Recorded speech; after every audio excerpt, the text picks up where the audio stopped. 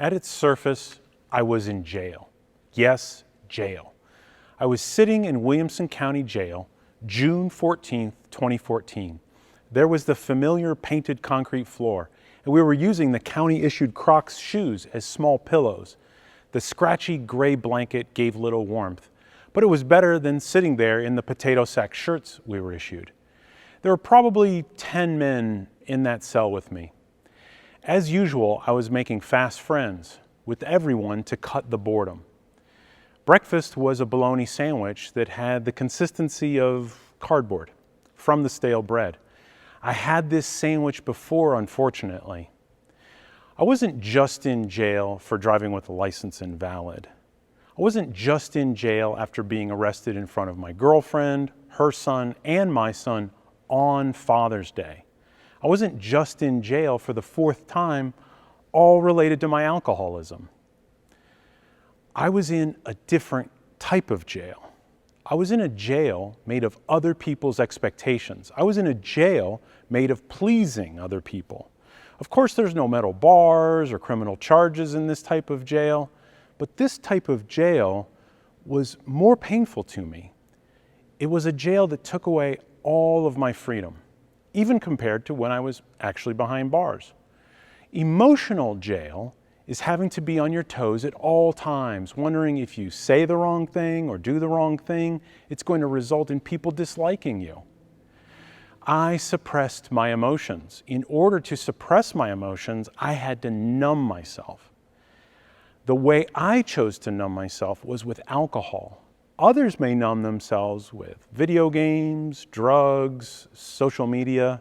The alcohol created a series of consequences. Consequences were coming up faster than I could lower my standards in life.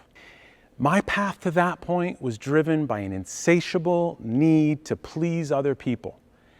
As a child, I wanted everyone to like me and praise me. As a result, I started to lose sight of what I really wanted.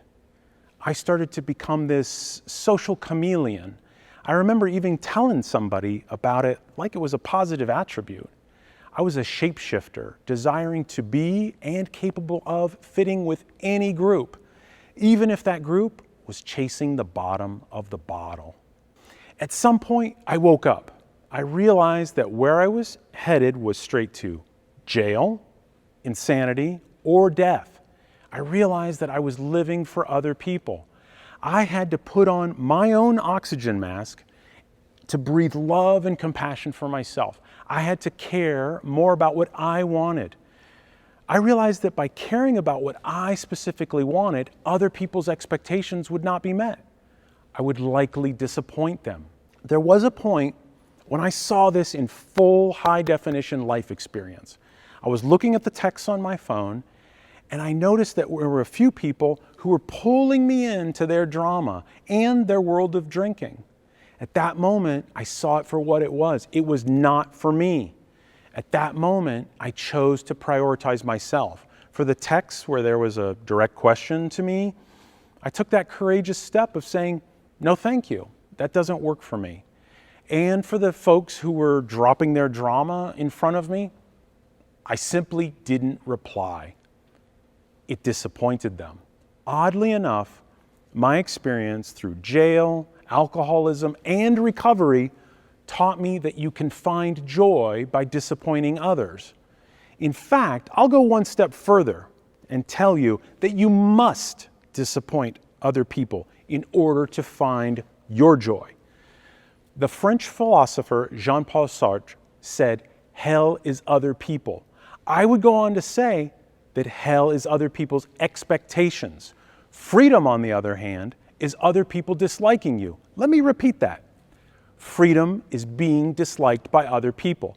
Before you go and think I'm crazy, recognize that I completely understand that we are social animals and that our sociability is what has made us who we are today. I will contend, though, that that directive of being sociable is a cause of misery. That pleasing, making other people happy, keeping people happy in your world is making you miserable. It makes perfect sense that we are doing this. It's because we have been hardwired since the dawn of time, for millions of years, to be people pleasers. In the past, to be kicked out of the tribe meant certain death from starvation, from animals that would eat us since we were no longer in shelter, and it also meant social isolation to the point that perhaps we would die from a broken heart. But now that is immaterial. You are not going to die. You are going to find new people. You are going to find a new tribe. So forget that tribe. Forget that tribe that creates emotional and spiritual pain. Let them go. They are not serving you.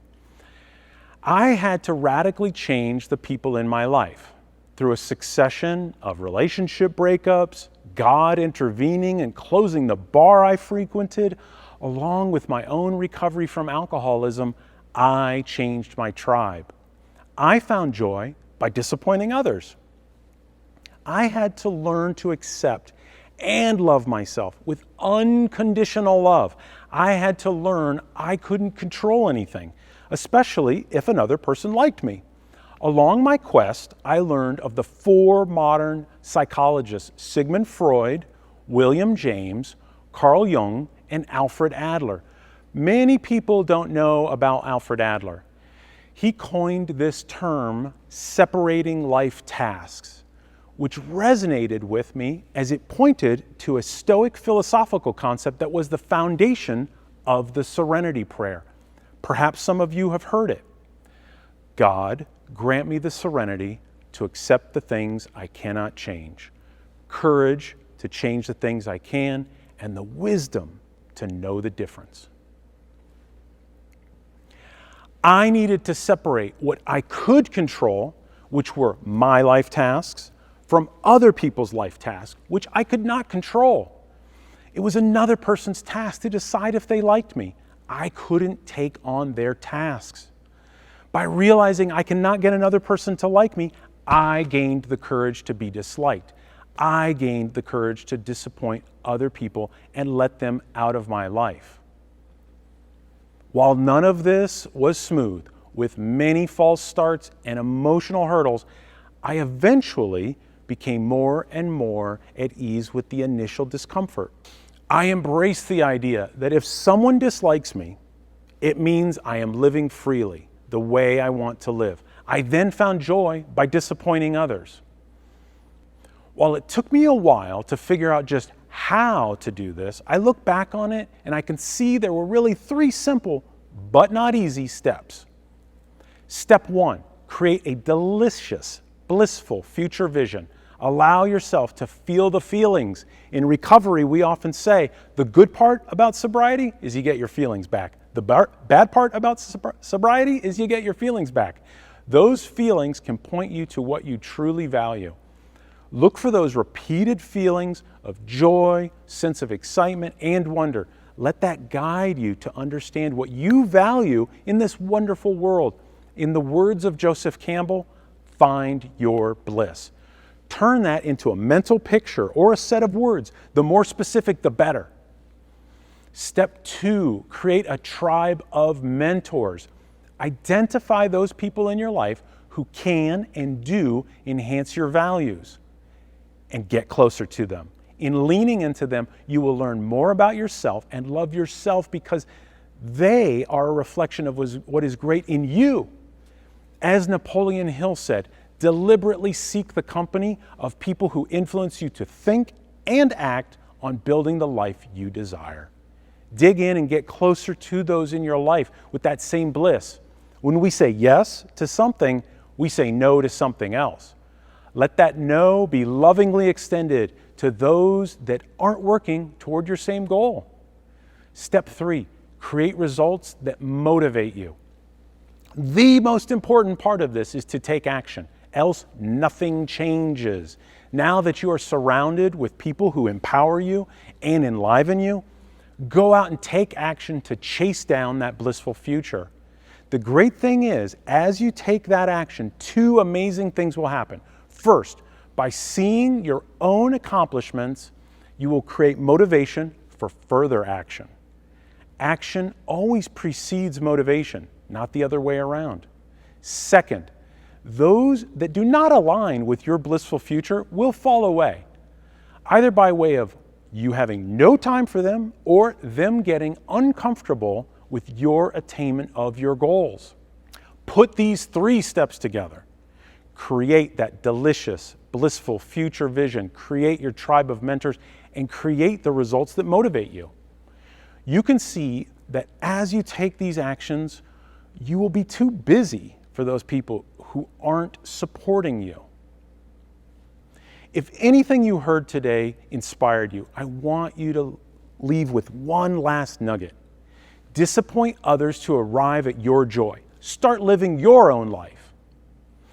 In pleasing everyone else, we end up disappointing ourselves. Go find joy by disappointing others. Thank you.